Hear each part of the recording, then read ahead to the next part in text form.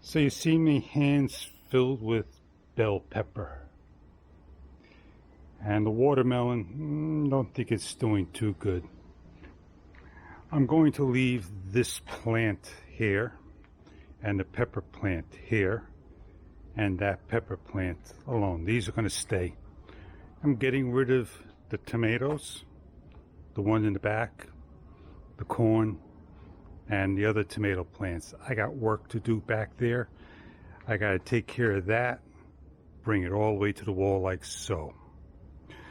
It's too bad that the beefsteak tomatoes, even in Ohio, I Am Gardening had some trouble. And they're rotted. They haven't ripened 100% through, and they got stripes. Not worth saving. And just laying on the ground, they will rot. So there you go. The end of the season update.